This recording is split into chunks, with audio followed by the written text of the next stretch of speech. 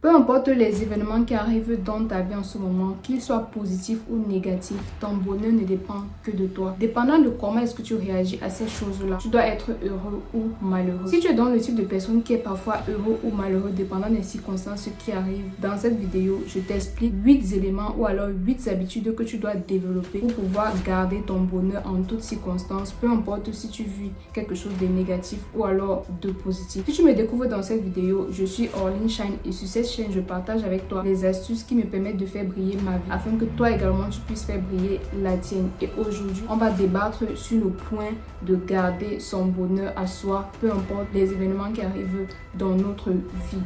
J'ai des personnes proches de moi qui ont l'habitude de me demander est-ce que je me fâche souvent, est-ce que je suis souvent triste?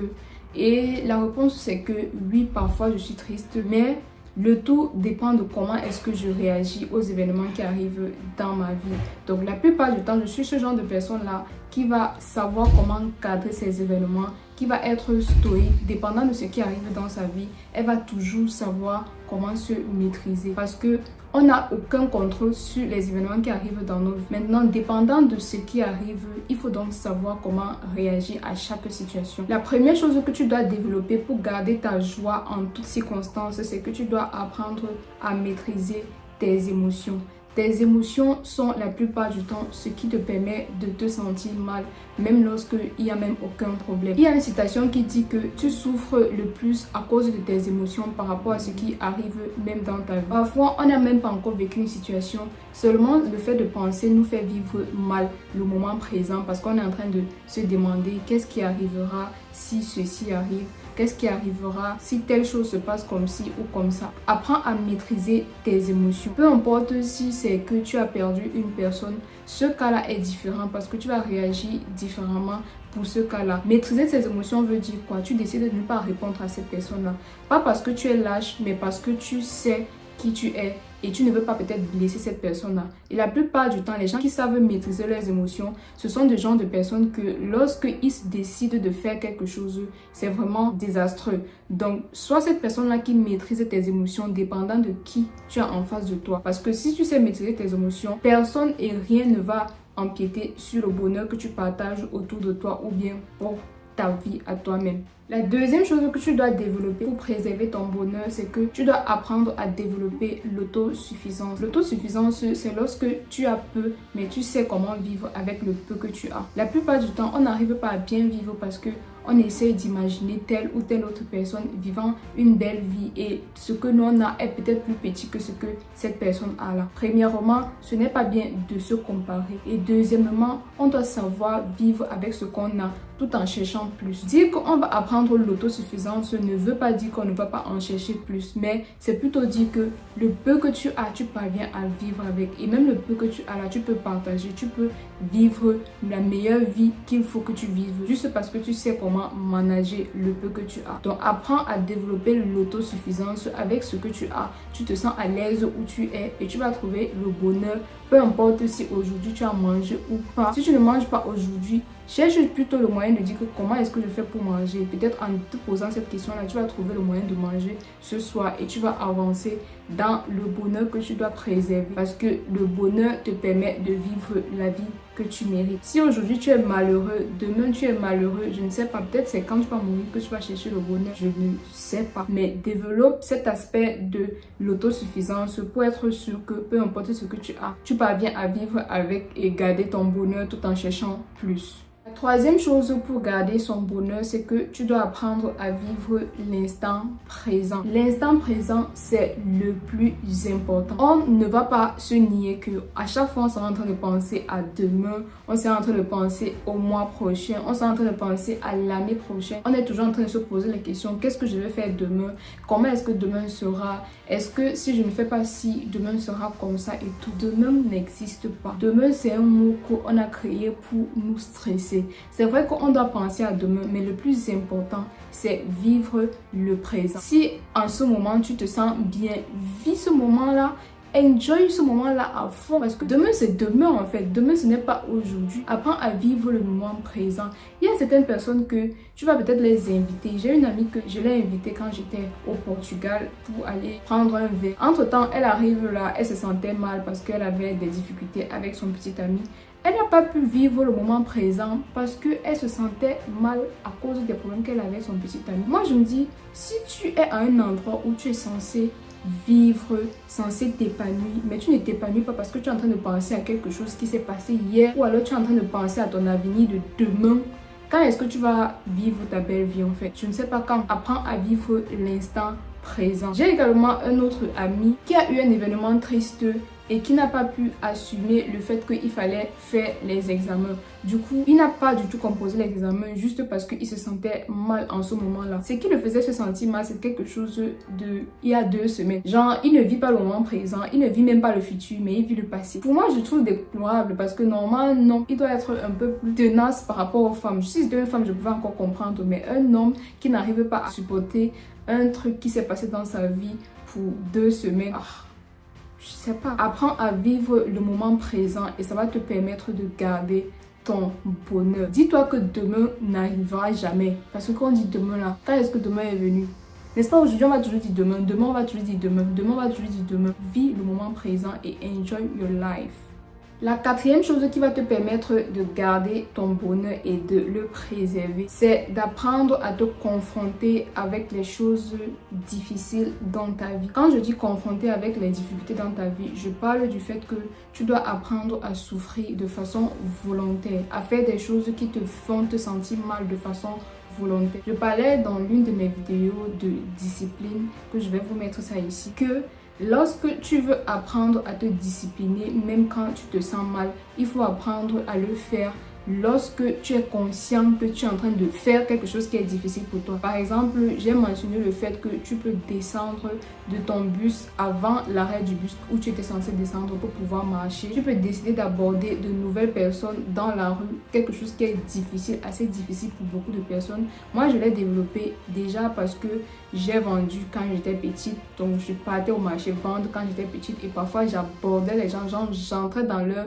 comptoir pour leur demander s'ils veulent manger le maïs frais parce que je vendais le maïs frais quand j'étais jeune au secondaire. Étant également à l'université, j'ai également fait face à cela parce que j'étais coordonnatrice au club de l'entrepreneuriat de notre université de Yaoundé 1 à ce moment-là. J'ai également fait face à ça parce qu'on faisait les prospections qui nous permettaient d'aller parler à des personnes qu'on ne connaissait pas. Ce qui m'a fait savoir comment sortir de ma zone de confort pour ce cas-là. Donc toi également, tu dois faire ces choses-là de façon consciente, te disant qu'aujourd'hui, là, même si je parle à cette personne pour rien, je dois parler à cette personne, je dois parler à une nouvelle personne. Fais des choses qui sont difficiles pour toi de façon volontaire pour que lorsque des choses difficiles, involontaires arrivent, tu sois prêt à pouvoir le surmonter. On dit la première difficulté est la plus difficile. Moi, quand j'ai eu le bac, j'ai échoué le premier concours qui était le concours de Polytechnique de Yaoundé. Ça m'a fait tellement mal.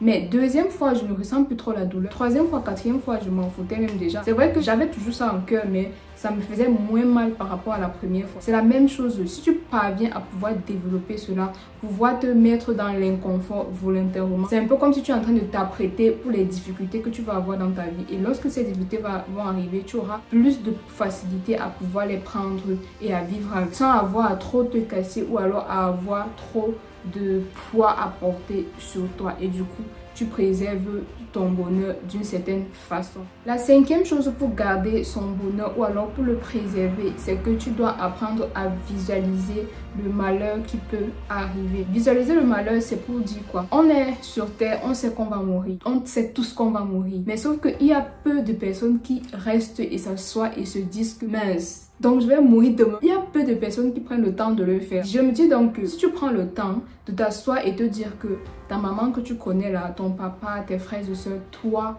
tu vas mourir. Ça va te permettre d'enjoy le moment plus que ce que tu pouvais faire parce que peut-être tu ne te sentais pas bien, parce que peut-être quelque chose s'est passé. Donc visualiser quelque chose de difficile comme ça, visualiser le fait qu'on ne reste pas sur cette vie pour de bon, ça va te permettre de mieux vivre le moment par rapport à si tu ne penses pas à cela en fait. Donc prends parfois les moments où tu t'assois et tu visualises les choses difficiles qui peuvent t'arriver. Par exemple, avec le challenge que j'ai commencé ici, si vous êtes en train de faire le challenge avec moi, atteindre ses objectifs ensemble, j'ai commencé et j'ai mis à nu aux yeux du monde entier que j'ai un objectif à atteindre. Vous savez, le fait de le faire, je suis en train de m'exposer. Et en m'exposant, j'ai en tête que je peux ne pas atteindre cet objectif-là, mais je l'ai publié quand même. Visualiser le fait que je peux échouer me permet d'être assise et focus sur le fait que même si j'échoue, c'est parce que j'avais quand même envie de réussir. J'avais quand même un objectif à atteindre. Donc, apprends à t'asseoir et visualiser des choses négatives qui peuvent t'arriver. Tu es dans une relation, par exemple, tu n'as jamais visualisé le fait que avec ton petit ami ou avec ton mari, vous pouvez vous séparer. Si tu apprends à le visualiser, s'il arrive que vous vous séparez un jour, ça ne va pas trop te faire mal par rapport à si tu es dans une relation et que tu as mis ta tête à 100%.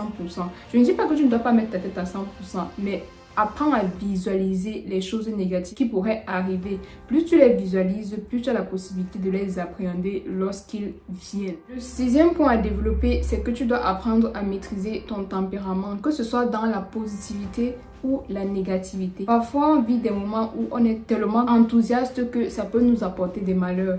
Ou alors, parfois, on vit des moments où on a trop de joie en nous, ce qui fait que lorsque tu as trop de joie en toi, après, quand le malheur vient, tu n'arrives pas à équilibrer les deux.